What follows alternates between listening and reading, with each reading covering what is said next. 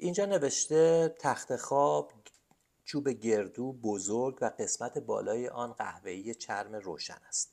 دو طرف تخت خواب میز کوچک سفید قرار دارد. کف اتاق مثل همه اتاقها موکت قهوه‌ای است. دیوار بالای اتاق خواب با موکت قهوه‌ای پوشانده شده و یک طرف تخت کمد سفید با طبقات متعدد قرار گرفته است. این یه بخشیه از یک گزارش مفصل که در بهمن 1352 در مجله اطلاعات بانوان چاپ شده. ماجرا چیه؟ خبرنگار مجله اطلاعات بانوان رفته دنبال خانم پوران که اون موقع خب خواننده معروفی بوده، ولی خب یک کمی هم دورانش سپری شده بوده، رفته بوده دنبال ایشون که همراه ایشون بره خونه جدید گوگوشو ببینه. این که حالا این خونه گوگوشه یا چه اتفاقی افتاده حالا شاید خیلی موضوع این ویدیو نباشه. موضوع اصلی اینه که چقدر با جزئیات روزنامه‌نگارها یک ماجرایی رو روایت می‌کردن. و حالا من میخوام این گزارش رو برای شما بخشای عمده‌اش رو بخونم و ببینید که اون خونه چجوری بوده و خبرنگارها اون موقع‌ها چجوری یک ماجرایی رو روایت می‌کردن. پس قصه از اینجا شروع میشه که خبرنگار مجله میره دنبال خانم پوران و حالا از اینجا به بعدش رو من براتون میخونم. با پوران و عکاس مجله از بولوار ناهید به طرف زعفرانیه حرکت کردیم. خیابان اصلی زعفرانیه و کوچه منزل گوگوش را برف گرفته بود. در کوچه فرعی در قسمت راست 5 ساختمان شبیه به هم دیده می شود. این ساختمان ها به یکی از صاحبان صنایع غذایی اختصاص دارد. آخرین خانه در انتهای کوچه به گوگوش تعلق دارد. وقتی زنگ خانه را فشار می دهیم احساس می کنیم حقیقت دارد که بالاخره گوگوش صاحب خانه شده. حالا چرا براش عجیب بوده؟ به خاطر اینکه گوگوش علیرغم معروفیتی که داشته هیچ وقت هیچی از خودش تا اون موقع نداشته و این اولین چیزی بوده که مال خودش بوده در سال 1352. بالاخره گوگوش صاحب خانه شده. هنرمندی که از کودکی فعالیت هنری داشته، سالها برنامه اجرا کرده و با وجود اینکه میلیون‌ها تومان پول به دست آورده، همیشه افسانه ورشکستگی او بر سر زبان‌ها بوده. رویا زن امیر، راننده گوگوش که سالهاست با او کار می‌کند، در خانه را باز می‌کند. یک حیاط بزرگ با یک استخر پوشیده از برف و یک ساختمان 2 طبقه سفید که با سنگ مرمر سفید زینت پیدا کرده توجه را جلب می‌کند. در ورودی ساختمان به یک راهرو باز می‌شود. ببینید چقدر جزئی می‌نویسه. اولین چیزی که توجه را به خود می‌کشد موکت قهوه‌ای رنگ است که کف راهرو حال و دیوار آن را پوشانده است. دست چپ راهرو آینه‌های تیره دیوار را پوشانده است. از راهرو به حال و سالن که همه در یک قسمت قرار دارد می‌رویم. کف سالن موکت قهوه‌ای گسترده است. در گوشه اتاق پذیرایی مبل‌های بزرگ و عجیب قهوه‌ای رنگ هر یک به صورت یک برش خربزه با دیوار سفید توجه را به خود می‌کشد. این مبل‌ها وقتی در کنار هم قرار می‌گیرد به صورت یک نیم دایره در می‌آیند که بیرون آن سفید و داخلش قهوه‌ای است. وقتی آنها را دنبال هم می‌کنند به صورت یک تونل در می‌آید. به قول گوگوش تونل زمان. فقط یک لوستر در یک گوشه سالن آویزان است. به روی ستونها یک آینه بیضی شکل با قاب سفید آویخته است. در یک گوشه سالن مقدار زیادی لوستر و آباژور و زیر سیگاری و وسایل تزئینی دیده می شود. رویا به سراغ گوگوش می رود و به دنبال او پوران. بعد از چند دقیقه پوران ما را به طرف اتاق خواب گوگوش در طبقه بالا می برد. گوگوش که شب قبل اتومبیلش دچار تصادف شده و بر اثر پیاده روی طولانی روی برف‌ها پایش درد می‌کند روی تخت خوابیده. با لباس خواب یوچی به طرحی جالب.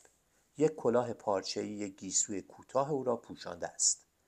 تخت خواب چوب گردو بزرگ و قسمت بالای آن از چرم قهوه‌ای روشن است. دو طرف تخت خواب میز کوچک سفید قرار دارد. کف اتاق مثل همه اتاق‌ها موکت قهوه‌ای است. دیوار بالای اتاق خواب با موکت قهوه‌ای پوشانده شده و یک طرف تخت کمد سفید با طبقات متعدد قرار گرفته است. پایین اتاق خواب یک دست مبل مدرن به رنگ‌های قرمز، زرد و نارنجی با میزهای متعدد قرار دارد. قسمت پایین تخت یک گرام بزرگ به صورت نیم دایره دیده می شود و روی آن صفحه‌ای از ویلهاچ قرار دارد. ویلهاچ خواننده سیاه‌پوستیه که در دهه 1970 خیلی معروف بود. دو طرف اتاق دو بلندگوی کره‌ای شکل بزرگ به رنگ گرام یعنی سیاه رنگ قرار دارد. یعنی دیگه از هیچی نگذشته خبرنگاره، همه چی رو نوشته. یک تابلو بزرگ مدرن کار حسین کاظمی بالای تخت قرار دارد و در قسمت دست چپ تخت جای یک قاب عکس خالی است و همینطور بر روی دیوار. بی تردید گوگوش جایی برای قرار دادن عکسی از چهره خود در نظر گرفته است. گوگوش با خنده و شوخی سر صحبت را باز می کند و به طنز از مهارت خود در رانندگی در شب قبل که منجر به تصادف شده بود حرف می زند. تصادفی که بعد از پرخوری در روز گذشته روی داد. ضمن صحبت مرتب به فری اشاره می کند و از او نام می برد. کلمه فری مخفف نام هیچ یک از افرادی که در زندگی گوگوش مطرح هستند نیست. کنجکاوانه میپرسم گوگوش منظورت از فری کیست؟ با شگفتی میگوید شما او را نمیشناسید؟ نه. فری تنها برادر تنی منه. من و او از یک پدر و مادریم. فریدون در فرانسه تحصیل میکند اما چون دچار عارضه قلبی است سرگرم معالجه و استراحت است و فعلا پیش من زندگی میکند. به زودی برای انجام عمل قلب به پاریس برمیگردد. فری وقتی 12 ساله بود روماتیسم گرفت. چون او پا به پای من باید کار خانه میکرد و کسی هم از او مراقبت نمیکرد، روماتیسم به قلبش زد و دچار این بیماری شد. بعد میگوید راستی باور میکنی من در خانه خودم باشم؟ گوگوش با حرارت فراوان حرف میزند و شادی و هیجان فوق‌العاده‌ای در چهرهش دیده میشود. شاید شادتر از همیشه. هرگز گوگوش را تا این حد سر حال و خندان ندیده بودم. میگفت نمیدونی چقدر خوشحالم. آخه این خونه خودمه. خودم پول دادم و این خونه رو خریدم. همه چیزای این خونه به خودم تعلق داره، به سلیقه خودم، فقط خودم. بعد رو به پوران میکند و میگوید البته با لطف و محبت پوری جونم. ماجرا این بوده که گوگوش بعد از اینکه حالا مشکلات زیادی در زمینه مسائل مالی پیدا میکنه و هیچ جایی برای موندن نداشته بوده و جدا شده بوده از همسرش و اینا، میره و 9 ماه با پوران زندگی میکنه و همسرش و اونها کمکش میکنن که توی 9 ماه پولاشو جمع بکنه و یه خونه بخره. نمیدونی چقدر پوری این مدت به من محبت کرد. کمک‌ها و راهنمایی‌های صمیمانه اون باعث شد که من اینقدر زود صاحب همه چیز بشم. من این خونه رو و وسایل اون رو فقط با درآمد 9 ماهی که در خونه پوران بودم تهیه کردم. قبل از اون که من هیچ وقت هیچی از خودم نداشتم. نه درآمدم به خودم تعلق داشت، نه طی سال‌های درازی که کار می‌کردم با پولی که در می‌آوردم میتونستم مطابق میل خودم کاری بکنم. رویا صبحانه گوگوش را در یک سینی قهوه‌ای آورد. سرویس صبحانه سفید و قهوه‌ای است، بسیار شیک و جالب. و بعد سرویس قهوه خوری را جلوی پوران گذاشت. این سرویس هم سفید و قهوه‌ای است. گوگوش ادامه می‌دهد رنگامیزی خونه منو میپسندی؟ همه چیز سفید و قهوه‌ایه. بعد یک زیرسیگاری شطرنجی سفید و قهوه‌ای رو نشون میده و میگه الهام بخش من تو تزیین خونه این زیرسیگاری بود. چندی پیش تو سفر به پاریس این زیرسیگاری رو خریدم. خیلی از اون خوشم اومد. فکر کردم این دو رنگ خیلی با هم جوره. با خودم گفتم هر وقت صاحب خونه شدم اون رو به میل خودم با به کار گرفتن این دوتا رنگ تزیین میکنم. بعد از صرف صبحانه گوگوش از جاش بلند میشه. براش راه رفتن کمی سخته. میگوید خب بریم خونه رو نشونتون بدم.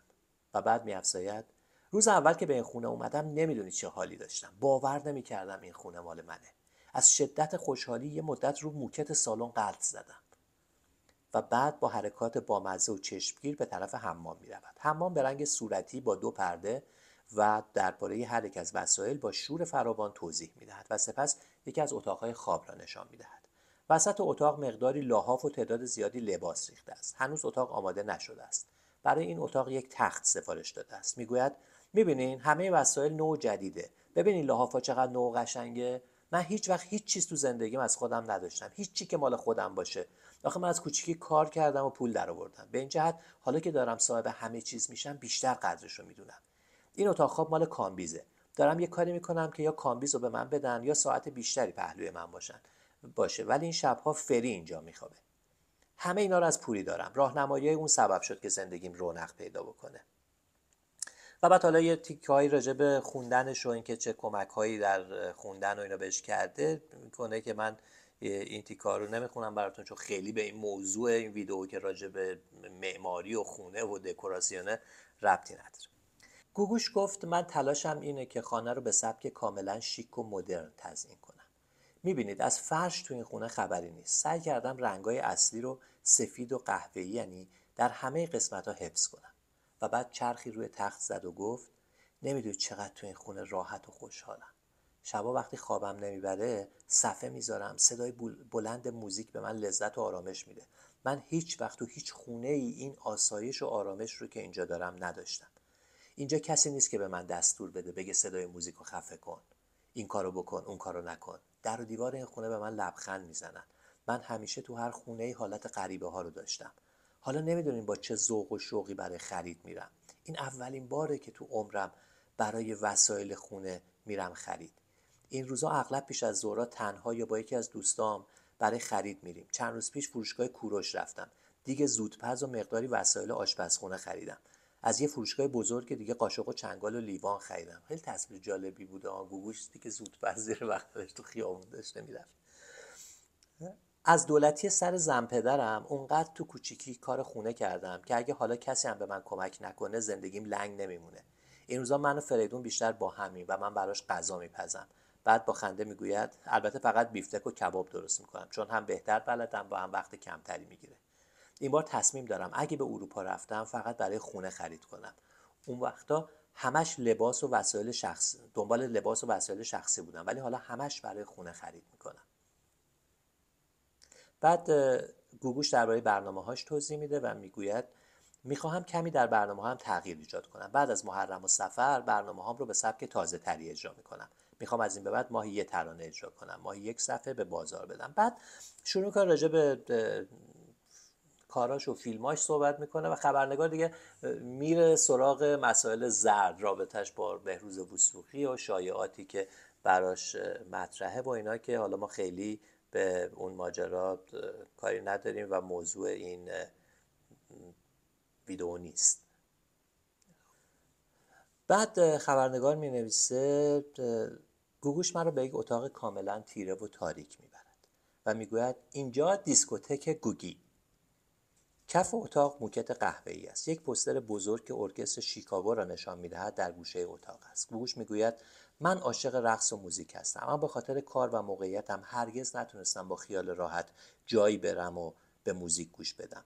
برای این اتاق دستگاه‌های مجهزی با بلندگوهای قوی سفارش دادم تا تازه‌ترین آهنگ‌ها رو جمع کنم.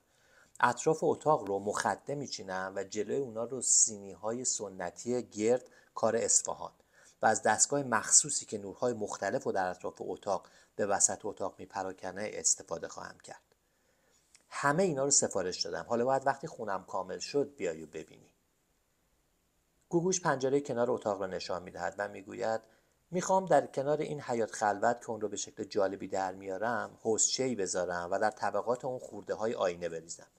نور چه در روز چه در شب به طرز جالبی به اتاق پذیرایی و اینجا منعکس خواهد شد. اینجا یک حالت رویایی پیدا خواهد کرد. و بعد به دفتر کار او می رویم.